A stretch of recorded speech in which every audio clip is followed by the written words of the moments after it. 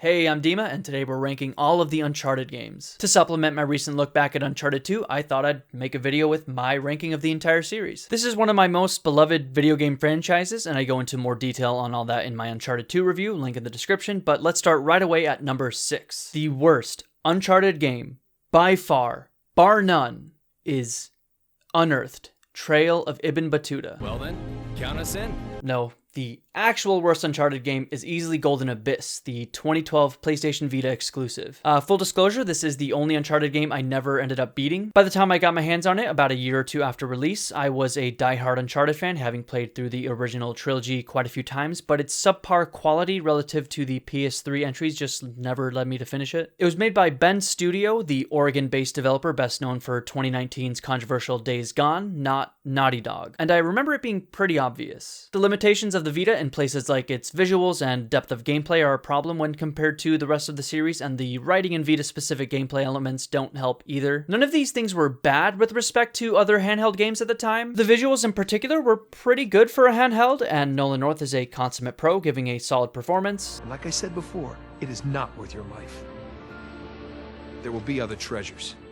Oh, so I see. You think it's all about the gold. It's always about the gold. But ultimately, the subpar gameplay and writing, coupled with the heights of the PS3 trilogy on my mind, maybe just kind of put it down and I never picked it back up. So for those reasons, I'm putting it dead last on this list. The second worst Uncharted game is the one that started it all, Uncharted Drake's Fortune. I talk about this all the time, where some first entries in a series feel like rough drafts, and Drake's Fortune definitely has that feel. Drake's Fortune is a more than serviceable swashbuckling action-adventure title, but it's just not quite as refined as the series' later entries. There are some cool moments and unique gameplay elements, like the infamous jet ski sequence, but it ultimately suffers from its simple environments and substandard gunplay relative to its sequels. The places where its sequels would go in terms of technical achievements, set-piece moments, and character interactions just overshadow Drake's Fortune, hence why it's here on this list. And so, the next worst, or best, Uncharted game is Uncharted 3, Drake's Deception. Yeah, she had a wooden leg with a real foot. Strangest thing I've ever seen. You can pick him. Uncharted 3.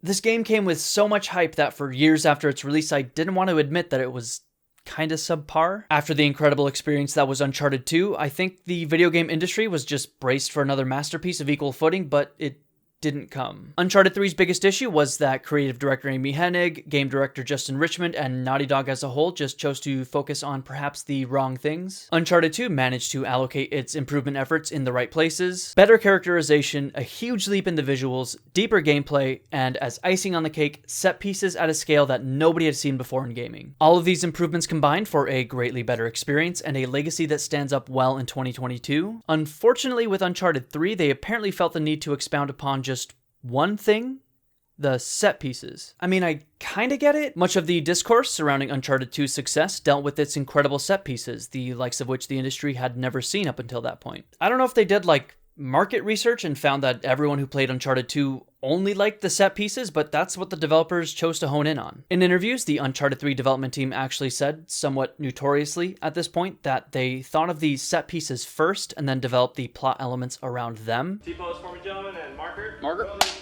Yeah, see, that's a problem, and it really shows in Uncharted 3. At first glance, you'd think J.J. Abrams and his mystery box BS had something to do with Uncharted 3's story. The trailers and marketing material for Uncharted 3 made it seem as though, we'd be getting all the answers, but really we were left with more questions than anything else. I remember watching every scrap of marketing material, every interview, every word uttered by Amy Hennig leading up to Uncharted 3, and it really felt as though we were going to learn everything about Drake's backstory and his motivations, but the narrative holds back. And in this one, we wanted to get into Drake's backstory a little bit more, what makes him tick, and so that involves digging a little back into the whole, his relationship to his supposed ancestor, Sir Francis Drake. We don't really get any of that, and the underdeveloped villains don't help in that regard either. It really feels like they just didn't have any clue where to take the material and wanted to focus on the set pieces, which ended up being detrimental to the final product. And even with the set pieces and plot developments, some of them just feel like retreads. Instead of a train, we have a boat. Instead of Nate wandering through the snow to be found by locals, he's wandering through the desert to be found by locals. Nate and Elena are broken up again. We even did the Nathan Drake gets shot thing again. For Uncharted 3, what we wanted to do is sort of take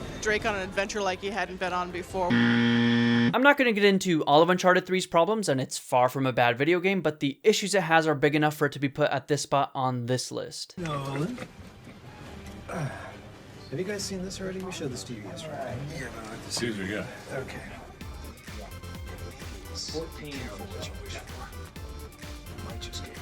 The third best Uncharted game as of 2022 is Uncharted Lost Legacy. Despite it technically being an expansion to Uncharted 4, Lost Legacy is the third best Uncharted experience available. Now, despite my ranking, I have some somewhat controversial opinions on the game. The reason I rank it so high is because it's better than the previous games listed in regard to its gameplay and its puzzles. I think Lost Legacy is perhaps the best Uncharted game when it comes to those two elements alone. In regard to its narrative, characters, and dialogue, I think it's overall weaker than Uncharted's 1 and 3. Not bad by any means, and its narrative doesn't feel as disconnected as Uncharted 3's does, but the fact that it was produced by Naughty Dog's B team comes through in the material for me. Also, and I'm more than likely overstepping my abilities here as a critic, but I think that Claudia Black and Laura Bailey's performances are less than stellar, with some of the non-cutscene dialogue feeling off, which probably has more to do with the directing than their abilities as actors, but it's the only Uncharted game where I actively notice it. There would be a number of lines where I just go, wait,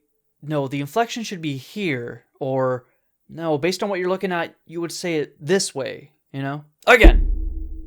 Again, I'm more than willing to admit that I might be just talking completely out of my ass, but I feel as though the other games were just better directed. Amy Hennig and Neil Druckmann are just more seasoned and talented than these guys, and I think it shows. Ultimately, the reason I put it at number 3 is the fact that Lost Legacy doesn't suffer from the unevenness of Uncharted 3, and it really shines with its gameplay and puzzles. But the real reason why I rank it so low is because I hate women. Did you see the cover for Lost Legacy, Nolan? Because Is that a game? there were girls on it.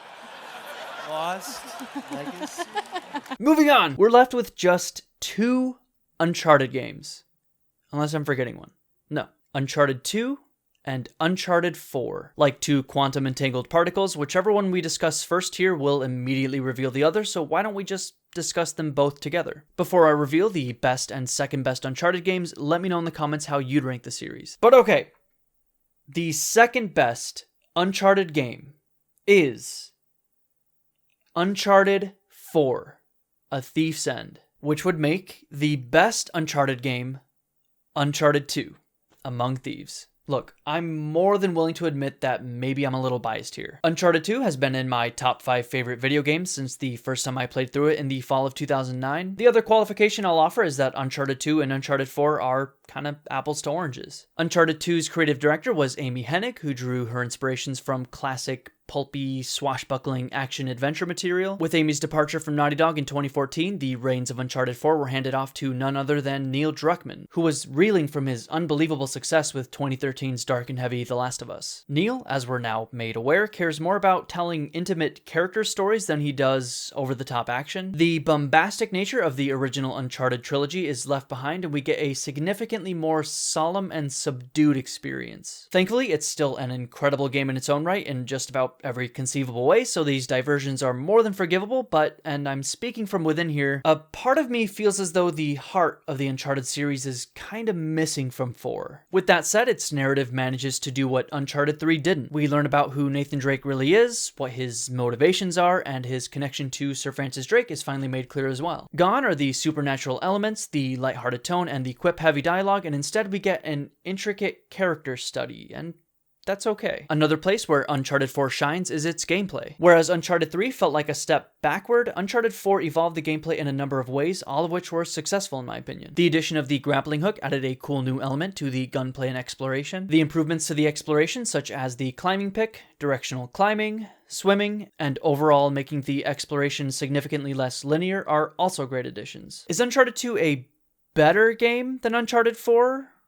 Well, it's Hard to say. Gameplay-wise, I might have to give a slight edge to Uncharted 4. I think all of the new improvements make for a better gameplay experience overall, gunshot to gunshot. Narratively, tonally, and visually, however, they're completely different, entirely incomparable. If you like the more character-driven Neil Druckmann stuff, you'll probably like Uncharted 4 more. If you like the high-octane, set-piece-driven Amy Hennig stuff, you might prefer Uncharted 2. Truthfully, I think I'm somewhere in the middle, but the reason I'm giving a slight edge to Uncharted 2 is simply because of the fact that when I think of Uncharted, Amy Hennig's vision is what I remember most. Yes, I'm picking Uncharted 2 as the best Uncharted game more for its congruency rather than it being strictly better than Uncharted 4 in any meaningful way. They're both just so damn good, yet so damn different that definitively saying one is better than the other just doesn't make sense. But this is a list of the best Uncharted games, and under that parameter, Uncharted 2 is the best Uncharted game. The incredible set pieces, the fun, quippy dialogue and characters, and the varied environments are what I think of when I think about Uncharted, and I think Uncharted 2 does that better than any of the other entries. To hear more about my thoughts on Uncharted 2, check the link in the description for my in-depth review. Let me know in the comments what you think of my ranking, and feel free to drop your personal rankings as well. So, will there be more Uncharted games? I'd be surprised if we ever saw Nathan Drake again, barring a complete reboot in the next 10 to 20 years, which will undoubtedly happen, but I wouldn't be surprised if Naughty Dog chose to revisit this world again someday soon, whether through Chloe and Nadine again, or maybe even through Sam and Sully. On the other hand, maybe we've had enough. We've had 5-ish great experiences, so I'm not sure if the world really needs any more Uncharted.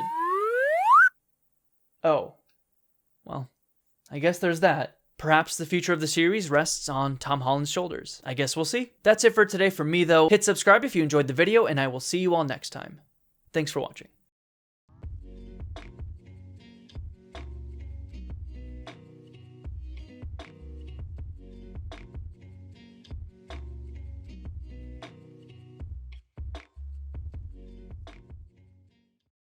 Before